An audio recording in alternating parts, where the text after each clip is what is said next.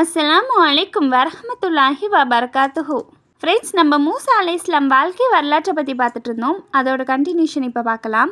அதுக்கு முன்னாடி என் சேனலை சப்ஸ்கிரைப் பண்ணாதவங்க சப்ஸ்கிரைப் பண்ணுங்கள். அதே மாதிரி என் வீடியோவுக்கு லைக் போடுங்க. போன பார்ட்டில் நம்ம என்ன பார்த்தோன்னா, அல்லாஹ் மூசா நபிகிட்ட பேசினான். அதுக்கப்புறம் என்னாச்சுன்னா, மூசா அலைஹிஸ்ஸலாம் அவர்களின் அச்சம். இறை தூதராக மூசா அலைஹிஸ்ஸலாம் அவர்கள் தேர்ந்தெடுக்கப்பட்டவுடன் அல்லாஹ் ஆரம்பமாக 2 அத்தாட்சிகளை கொடுத்து பிர்அவுனிடம் சென்று ஏகத்துவத்தை எடுத்துரைக்கும்படி கூறினான். இதை பற்றி அல்லாஹ் தன் திருமறையில் 27வது அத்தியாயத்தில் 10, 11, 12வது வசனமாக கூறியிருக்கிறான். மூசாவே, உமது தடியை நீங்கள் எறியுங்கள் என்று அறிவிக்கப்பட்டார். அவர் அதை போட்டதும் ஒரு பாம்பை போல் நெளிந்ததை கண்டு பின்வாங்கி திரும்பி பார்க்காது ஓடினார். மூசாவே, நீங்கள் பயப்படாதீர்கள். நிச்சயமாக என்னிடத்தில் எந்த தூதரும் பயப்பட மாட்டார்கள். எனினும் தவறிழைத்தவரை தவிர. எனினும் அவரும் தன்னுடைய குற்றத்தை உணர்ந்து அதனை மாற்றி நன்மை செய்தால் நிச்சயமாக நான் அவரையும் மன்னித்து கிருபை செய்பவனாக இருக்கிறேன். மூசாவே, நீங்கள் உங்களுடைய கையை உங்களுடைய சட்டை பைக்குள் புகுத்துங்கள். அது எந்தவித தீங்குமின்றி வெண்மையாக வெளிப்படும். இந்த 2ம் 9 அத்தாட்சிகளில் உள்ளவை ஆகும். இவற்றுடன் நீங்கள் பிர்அவுனிடமும் அவனுடைய மக்களிடமும் செல்லுங்கள். நிச்சயமாக அவர்கள் பாவம் செய்யும் மக்களாக இருக்கிறனர் என்று கூறினோம். பிர்அவுனிடம் செல்லும்படி அல்லாஹ் கட்டளையிட்டதும் மூசா அலைஹிஸ்ஸலாம் அவர்கள் அந்த கொடுங்கோலன் முன்னால் நாம் எவ்வாறு நிற்பது? நாம் ஏற்கனவே ஒரு கொலை செய்துவிட்டல்லவா தப்பி வந்தோம். நம்மை பார்த்தவுடன் பிர்அவுன் கொலை செய்து விடுவானோ என பயந்தார்கள். தன்னுடைய பயத்தை அல்லாஹ்விடம் முன் கூறினார் மூசா அலைஹிஸ்ஸலாம் அவர்கள்.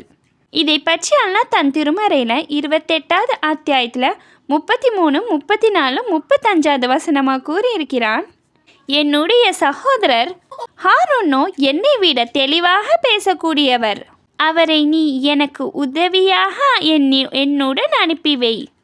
அவர் என்னை உண்மைப்படுத்துவார். அவர்கள் என்னை பொய்யாக்கி விடுவார்கள் என்று நான் நிச்சயமாக பயப்படுகிறேன் என்று கூறினார்.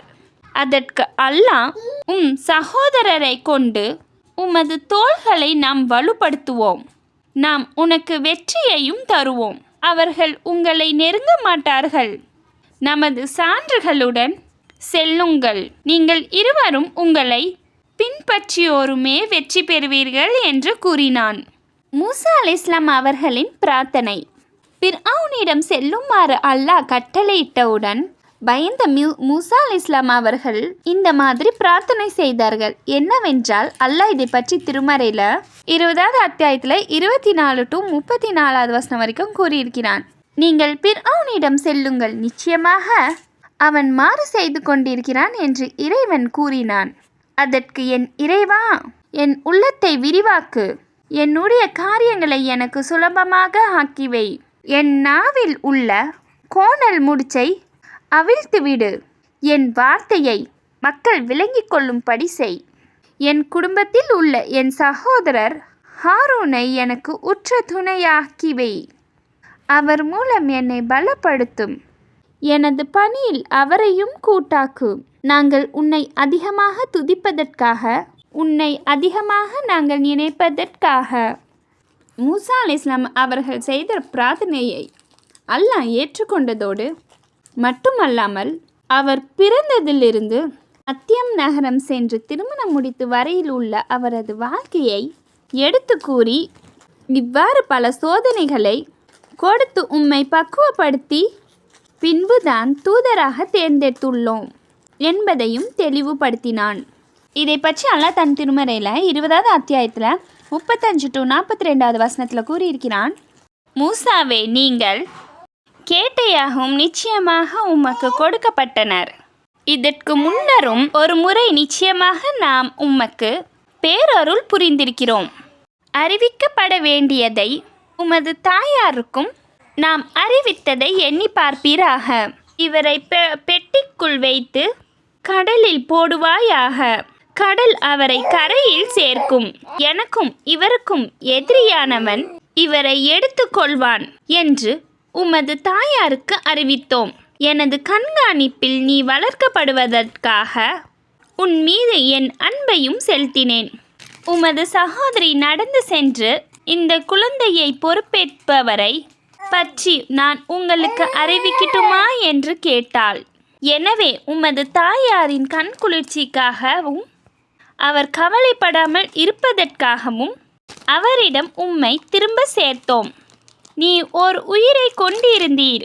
உம்மை கவலையிலிருந்து காப்பாற்றினோம். உம்மை பல வழியில் சோதித்தோம். மத்தியவாசியர்களிடம் பல வருடம் வசித்தீர். மூசாவே, பின்னர் நமது திட்டப்படி வந்து சேர்ந்தீர். எனக்காக உன்னை தேர்ந்தெடுத்து விட்டேன். நீயும் உமது சகோதரரும் எனது சான்றுகளுடன் செல்லுங்கள். என்னை நினைப்பதில் சோர்வடையாதீர்கள். இதோட கண்டினியூஷன் நம்ம நெக்ஸ்ட் பார்ட்டில் பார்க்கலாம்.